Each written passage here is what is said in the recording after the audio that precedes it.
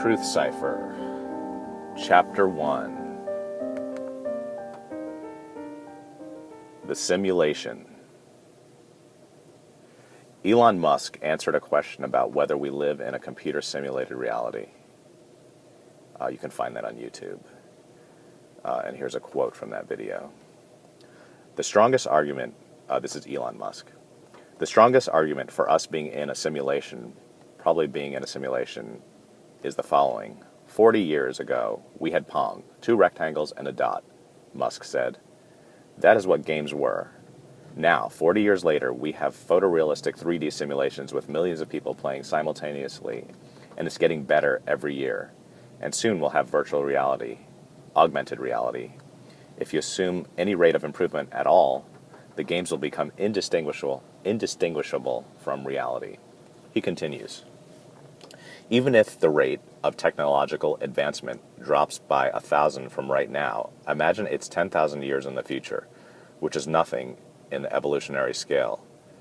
So given we're clearly on a trajectory to have games that are indistinguishable from reality, and those games could be played on a set-top box or on a PC or whatever, and there would be billions of such computers or set-top boxes, it would seem to follow the odds we're in base reality is 1 in billions, Musk said.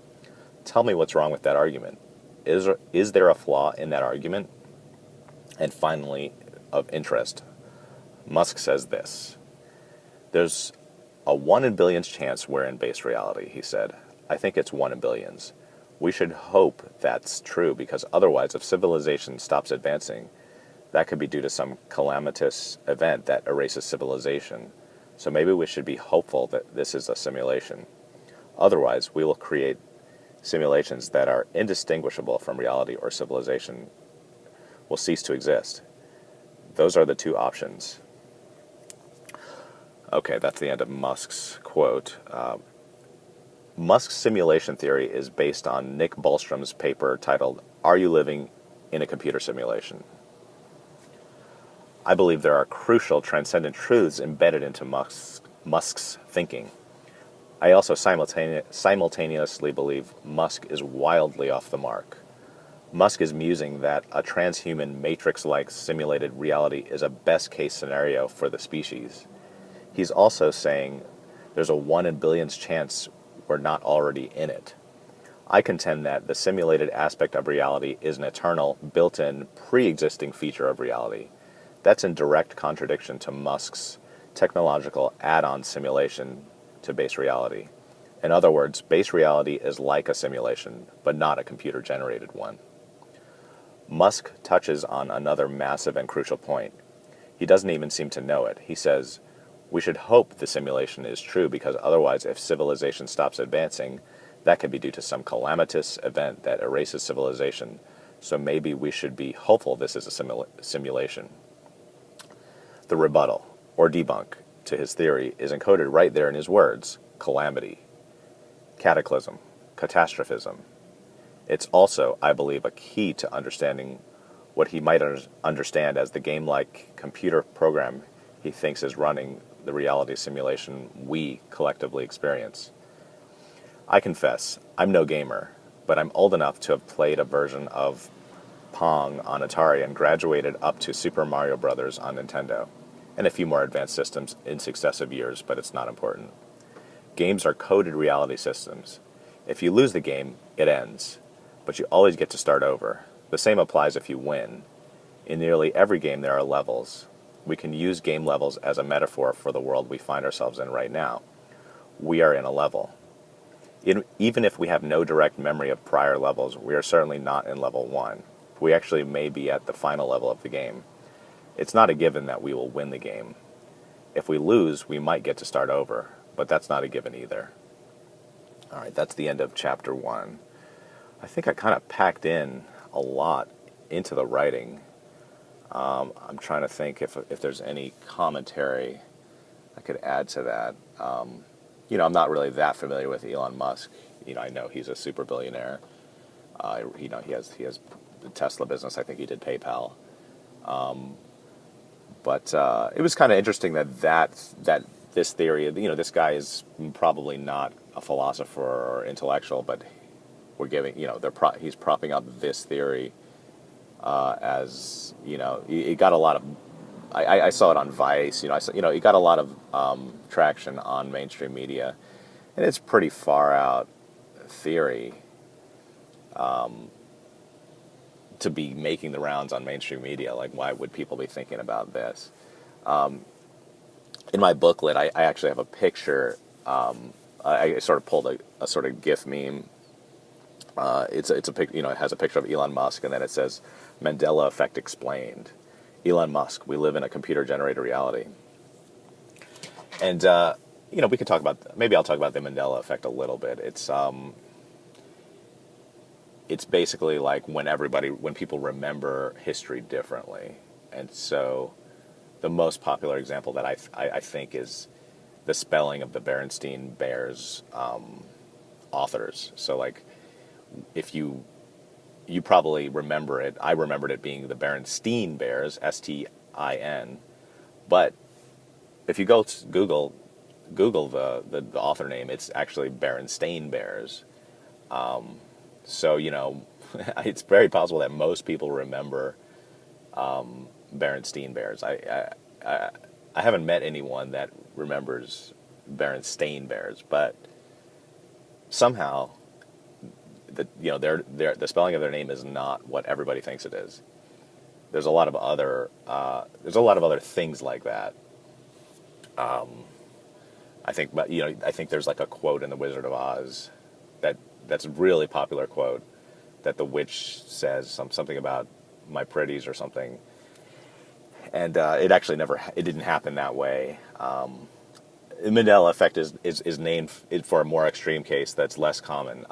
People in South Africa, or maybe it's people around the world, they thought Nelson Mandela died, like, in the 80s or something, and they've been living their lives as if that was true fact, and then, Nelson Mandela didn't die until a couple of years ago, I think. So, there's these people who they were convinced that Nelson Mandela died a long time ago, and that's where it got its name. And it's interesting because it's more than one person, and that's why the Mandela Effect is interesting. It's like you have a lot of people thinking reality is a certain way, but you go on the internet, the documented reality is not the way you think it is. And if you're like me, it's the Berenstain Bears is kind of, it doesn't blow my mind. It's just like, oh, we just misremembered something. It's an easy mistake to make, but it's curious. It could just be kind of a joke, something about the mind, the way it remembers patterns and whatnot. I think you could probably explain it away. You could probably just just get rid of it. It's nothing. However, the idea that people could be living on different tracks of reality is what this book is all about. And by Elon Musk suggesting we live in a computer reality, that actually opens the door to that line of thought, because it's like, if it's a computer reality, you can be programming different realities for different people. I mean, of course. So then the Mandela Effect, if he's actually saying out there, and it's getting mainstream traction, that we live in a computer-based reality, why would anybody be living in the same reality? That means the reality you're living on is completely, you could just be a universe of one, and you just won't know it. Obviously I'm saying I don't agree that this is a computer-based reality. I don't know if anybody intuitively thinks, maybe Elon Musk really believes this, but I don't think, that doesn't really feel right. That doesn't really feel like what this is, what, the mystery of being in our universe. It's not, we don't, you could think we live in the Matrix, and we have AI overlords overseeing consciousness. But as I'll get to in the book, I think that's pretty unlikely, because we don't have any understanding. Scientifically, we have poor understanding of consciousness. However, philosophically, if you look into mystery traditions, maybe some religions, consciousness actually is understood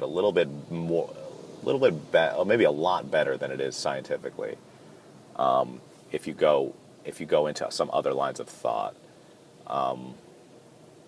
So I guess what I was saying is, he got some stuff right.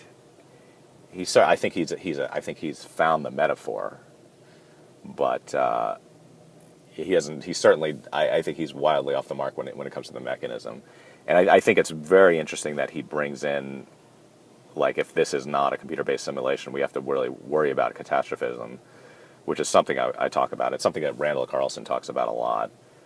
And I think I talk about that in the next chapter. Yeah, I talk about that in the next chapter. So maybe we'll just save catastrophism for chapter 2, because that certainly